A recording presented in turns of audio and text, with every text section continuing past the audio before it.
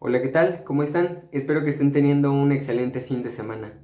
El día de hoy decidí hacer este video después de 7523 intentos para hablar con ustedes, aunque sea de manera unidireccional, y ver cómo les está yendo con el material que les dejé. Sí es importante para mí saber si lo están leyendo o no lo están leyendo, si lo están entendiendo o no lo están entendiendo, para poder hacer un poquito más de hincapié o profundizar más en los temas que estén teniendo algo de problemas. Como sugerencia del licenciado Iván, que es el coordinador de la licenciatura, quise hacer un video explicativo sobre algunos de los temas que estamos viendo en el material. Así, si por alguna razón no pudieron checarlos, en este video vamos a poder abordar un poco los temas, ¿va? Primero que nada, necesitamos hablar sobre la ubicación de la seguridad social en el orden jurídico interno mexicano. Como les ha sucedido en otras materias, es importante que nosotros no analicemos el tema de estudio como un caso aislado. Para mí es importante que nosotros tengamos una noción un poco más amplia de a qué grupo pertenece una determinada materia para que ustedes puedan entender la esencia que le caracteriza a tal tema de estudio. Por ejemplo, nosotros durante el inicio de la carrera siempre se nos habla de las tres grandes divisiones del derecho: el derecho público, el derecho privado y el derecho social. Esta es una de las clasificaciones más reconocidas en la licenciatura, en la carrera, en la ciencia del derecho, como ustedes lo quieran ver. Sin embargo, esto no siempre fue así. Al inicio el derecho social no existía, solo existía el derecho público y el derecho privado. Quien se encarga de hacer este orden para las ramas del derecho y decir esta rama va aquí y esta rama va acá es la sistemática jurídica. Es una subrama de la filosofía del derecho, y la filosofía del derecho a su vez pertenece a la filosofía como tal. La razón de que haya una diferenciación entre las materias o las ramas del derecho es para poder abordarlas con un poco más de facilidad y para facilitar también la aprehensión o el aprendizaje que nosotros tenemos de tal o tal rama del derecho, ¿va? Estoy diciendo muchas veces rama del derecho, perdonen ustedes. Como les decía, al inicio solo hablábamos del derecho público y del derecho privado. En las diapositivas por ahí les dejé un concepto de lo que es el derecho público en tiempos romanos y un concepto de derecho privado en tiempos de Roma también. Eh, ¿Cómo nace el derecho social? El derecho público y privado, ahorita lo vamos a ver, pero el derecho social me importa un poquito más porque justamente ahí se encuentra la seguridad social. Por algo se llama social. Derivado de los movimientos agrarios, de la desarticulación del derecho laboral del derecho civil, dado la aparición del derecho económico y las normatividades específicas para los temas de seguridad social, el orden jurídico interno mexicano se vio afectado y desequilibrado. De pronto, las materias que les acabo de decir, agrario, laboral, derecho económico y seguridad social, no parecían encajar con la esencia o con el espíritu del derecho privado ni del derecho público, por lo que varios estudiosos comenzaron a considerar la existencia de una tercera gran división, a la cual denominaron el derecho social. Bien, existen otras clasificaciones que no nada más es derecho público, privado y social. También está, por ejemplo, la clasificación de el derecho científico y el normativo. Luego, derecho subjetivo y derecho adjetivo y derecho objetivo, el derecho práctico y teórico, el derecho vigente, natural y positivo, o el derecho federal y local. Cada una de estas clasificaciones tiene una razón de ser, pero no es precisamente lo que nos va a ocupar en esta materia.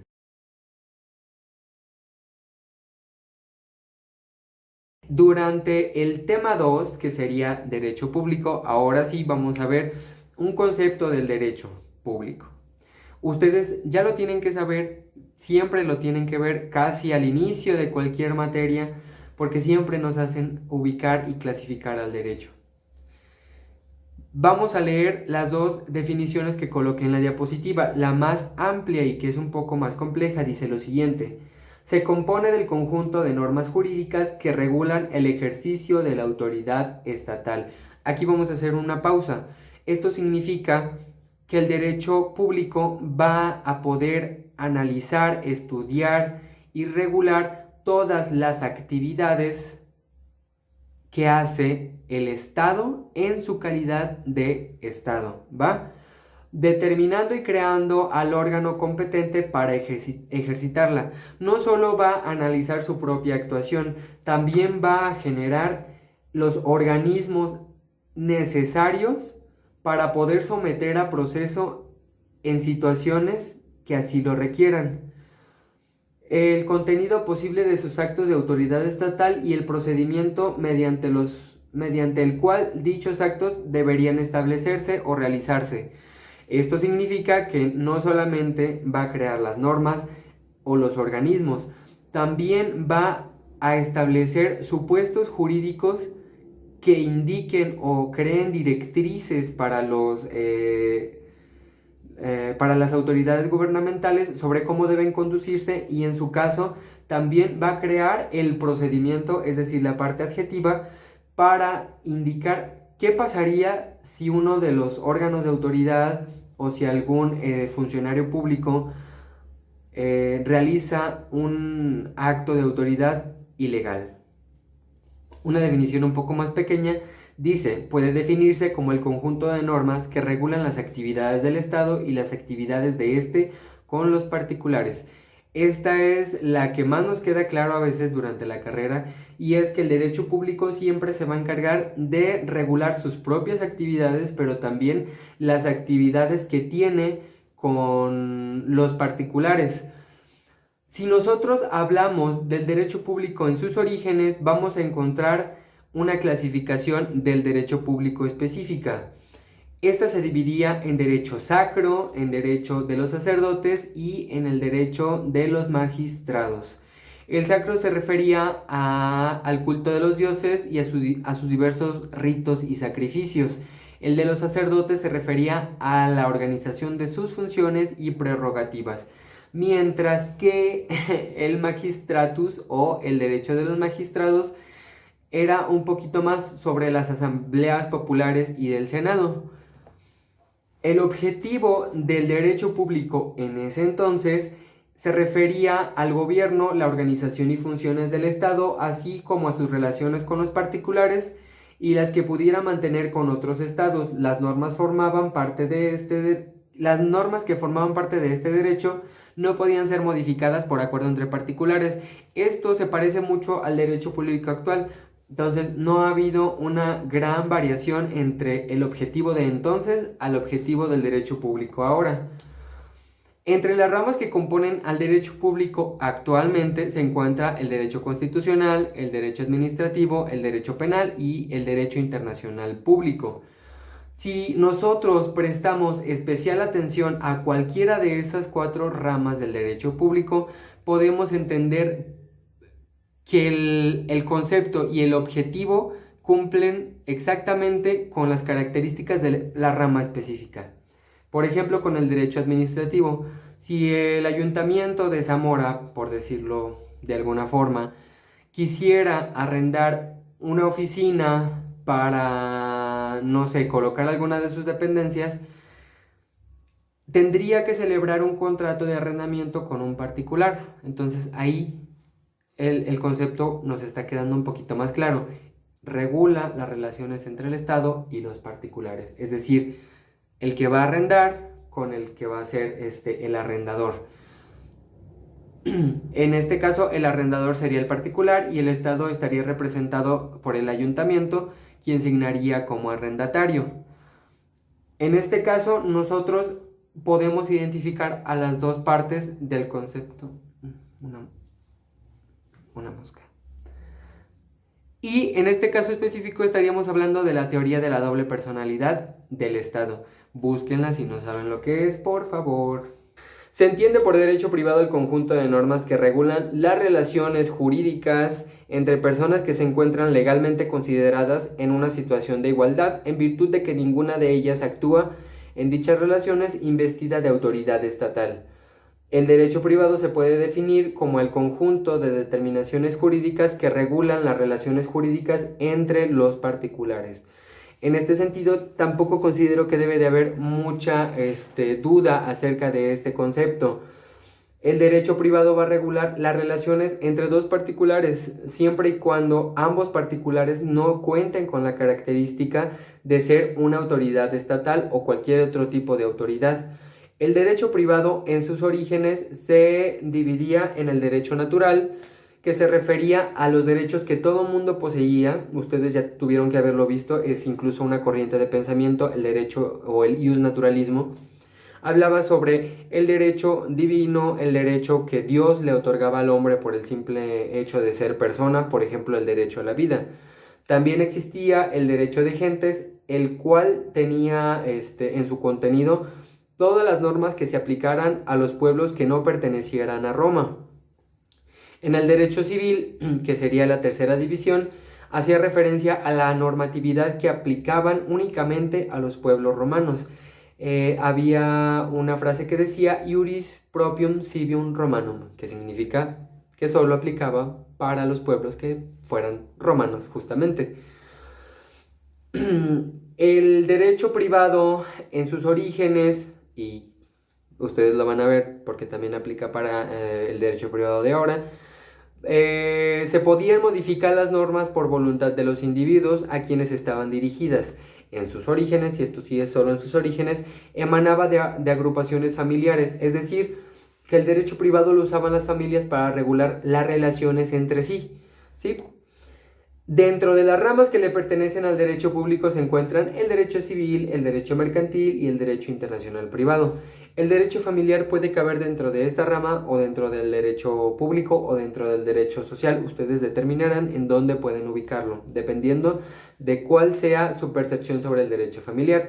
Y vamos a poner un ejemplo del derecho mercantil para que ustedes entiendan que efectivamente los elementos del concepto de derecho privado, es decir, relaciones entre dos particulares, se cumplen perfectamente en cualquiera de sus ramas y es por eso que están en esa división. En el derecho mercantil, cuando hablamos de un acto de comercio simple, como lo sería la compraventa de mercancía, tanto el vendedor como el comprador son sujetos de derecho, pudiendo ser personas físicas o morales, y ambas son particulares que no están investidos de autoridad estatal. Bien, vamos a finalizar este video y esta unidad con el derecho social. Vamos a leer la definición de las diapositivas. Es el conjunto de normas jurídicas que establecen y desarrollan diferentes principios y procedimientos protectores en favor de las personas, grupos y sectores de la sociedad integrados por individuos socialmente débiles, para lograr su convivencia con las otras clases sociales dentro de un orden jurídico. Nosotros tenemos que entender, por ejemplo, que el derecho social se crea con la finalidad de apoyar a las clases socialmente débiles para que tengan una oportunidad frente a otras clases sociales. En las diapositivas van a encontrar algo de información sobre algunos autores y lo que sí me interesa es que conozcan, por ejemplo, los objetivos del derecho social. Uno de los objetivos del derecho social es que tienden a limitar las libertades individuales, prefiriendo siempre una alimentación de las necesidades colectivas. También son de índole económica, pues la mayoría de las ramas que le pertenecen al derecho social analizan la parte económica. Por ejemplo, la seguridad social, lo vamos a ver un poquito más adelante, pero habla sobre la protección de las personas en estados de necesidad o cuando el poder económico adquisitivo sea un poco menos que en condiciones diferentes. También tienen un mercado, un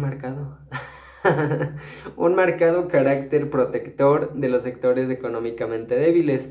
y no se refieren a individuos en general, no hablan del Estado o de los particulares, sino hablan de grupos sociales donde se encuentran contenidas personas con características específicas que los engloban en un concepto o en